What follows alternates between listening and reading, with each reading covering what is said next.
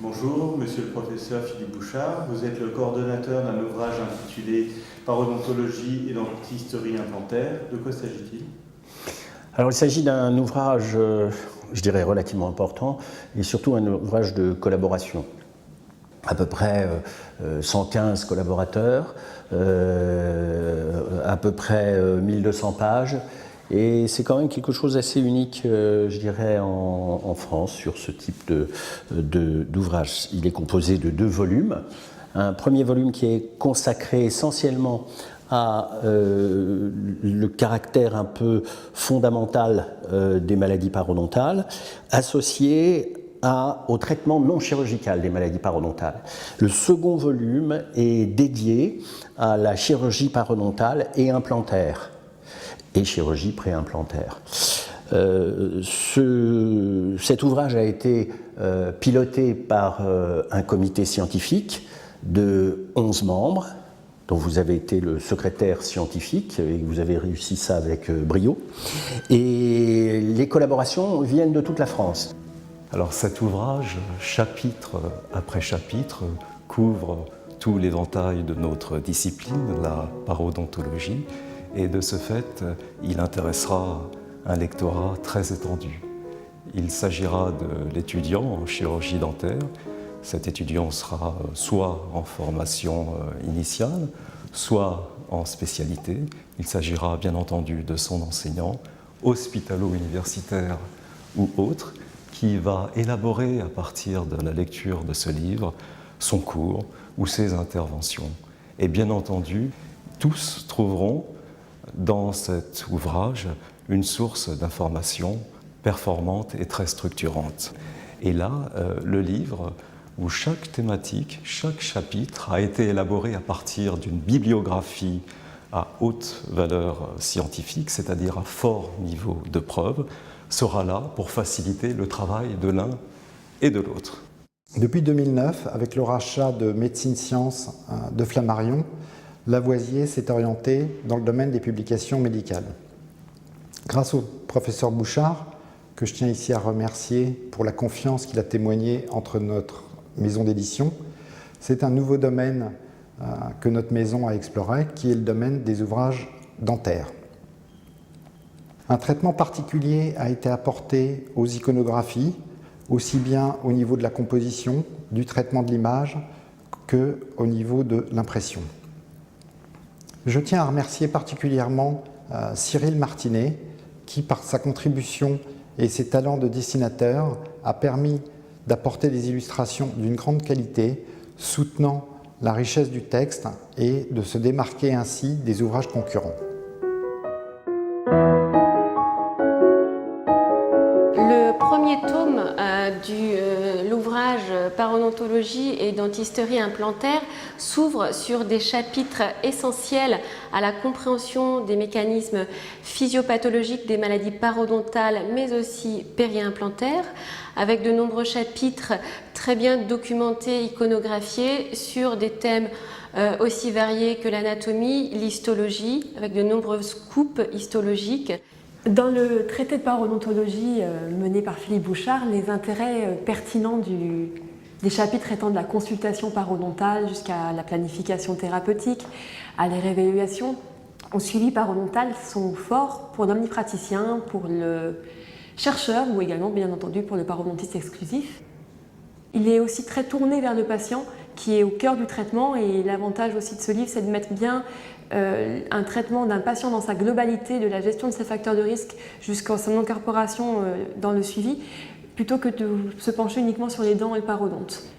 D'un point de vue pathogénique, les maladies parodontales sont des maladies inflammatoires induites par le passage, que l'on appelle dysbiose, d'un microbiote oral commensal compatible avec la santé à un microbiote oral pathogène.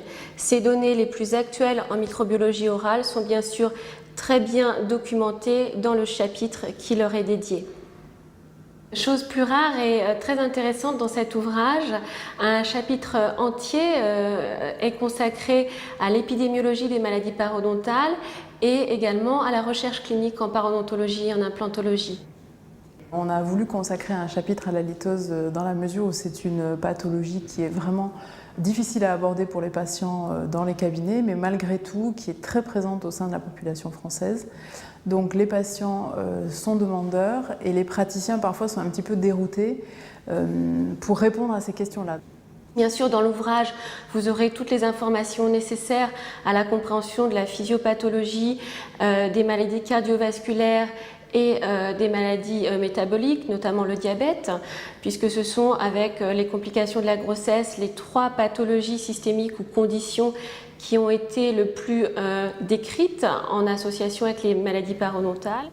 Un chapitre inédit aborde les troubles de l'addiction tels que le tabac, l'alcool ou la drogue, mais aussi les troubles du comportement alimentaire, boulimie ou anorexie, de même que les âges extrêmes de la vie sont abordés dans ce chapitre, tels que la pédiatrie ou la sénescence.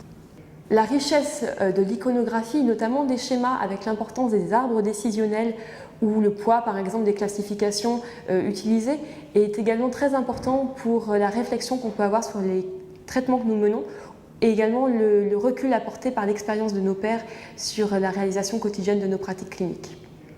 Le chapitre pluridisciplinaire nous permet de traiter les différents aspects de notre spécialité, de notre discipline, à savoir l'odontologie restauratrice, l'orthodontie, la prothèse, la parodontologie et l'aspect contention orthoparodontale. Donc, dans chacun de ces chapitres sont abordés les besoins spécifiques et les traitements possibles à proposer à nos patients qui ont une demande croissante de résultats esthétiques et fonctionnels.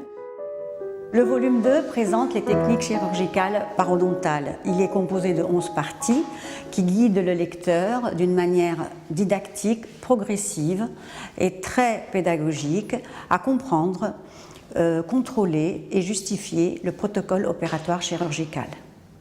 Les principes biologiques de la cicatrisation ainsi que les critères et objectifs de décision chirurgicaux représentent les chapitres clés de l'introduction, suivis par une partie consistante de généralités qui explique l'anatomie, la morphologie des lésions parodontales, les temps pré- et post-opératoires, ainsi qu'un chapitre consistant sur les incisions, sur le décollement et sur les sutures, illustrés et décrits d'une manière très précise. Le tome 2 de cet ouvrage est consacré aux concepts les plus actuels, aux techniques les plus récentes en chirurgie plastique parodontale et périimplantaire. Alors, qu'est-ce qu'apporte le chapitre consacré à la chirurgie plastique parodontale et périimplantaire dans ce tome 2? Eh bien, essentiellement, un détail du gestuel, des gestuels techniques grâce à une iconographie qu'on espère la plus performante, proposer des critères d'observation clinique, proposer des critères décisionnels thérapeutiques, mais on n'oubliera jamais que la biologie est toujours présente puisqu'il y a tout un arsenal d'informations concernant les processus de cicatrisation, concernant les mécanismes qui se mettent en place pour qu'un recouvrement radiculaire puisse s'instaurer d'une manière parfaite pour une reconstruction de papilles interdentaires par exemple. Les chapitres traitant des thérapeutiques implantaires s'inscrivent dans l'esprit de cet ouvrage qui combine la clinique et les connaissances scientifiques. Grâce à cette combinaison de connaissances et de gestes, on peut créer les conditions de mise en place d'implants dans un environnement tissulaire qui permet une ostéo-intégration prévisible et une pérennité, une stabilité des résultats dans le temps. Il existe une multitude de protocoles et de matériaux. Le choix entre ces différents protocoles et matériaux peut parfois être complexe. Dans ce traité, l'ensemble des techniques chirurgicales a été développé de façon détaillée.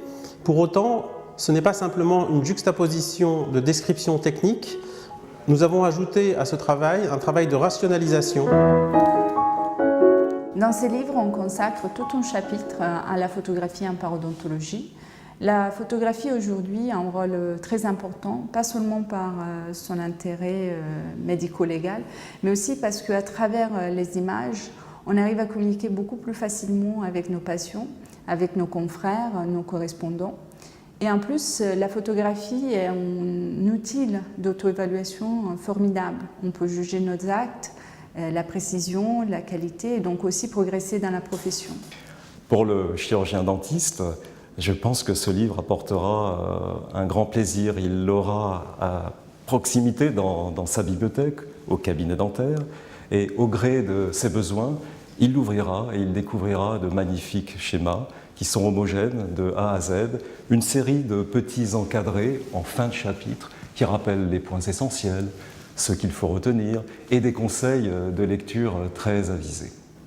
Et je dois avouer que, en tant que coordonnateur, j'ai pris un plaisir formidable, parce que tous les gens qui ont participé, c'était extrêmement agréable, très long. 4 ans, il faut avouer, 4 ans, là aussi nous avons vécu 4 ans ensemble, cette aventure. C'est une aventure qui restera dans ma vie personnelle en tous les cas. En quoi le traité de parodontologie et dentisterie implantaire se différencie des autres ouvrages francophones et anglo-saxons actuellement considérés comme des références? D'abord, pour les ouvrages anglo-saxons, il est en français. Non, mais ça paraît plutôt amusant de dire ça, mais c'est vrai qu'aujourd'hui, en France, la totalité de la population française, et en particulier des chirurgiens dentistes, ne parle pas anglais et ne le lit pas d'une façon courante. Donc ça va permettre à certains d'accéder à des connaissances qui n'étaient accessibles que à travers la langue anglaise. En ce qui concerne la France, j'aurais tendance à dire qu'il n'y a pas d'équivalent. Il n'y a pas de livre sur la parodontologie et la dentisterie implantaire, il y en a bien sûr, mais qui ait cette dimension, ce volume et surtout ce caractère collaboratif.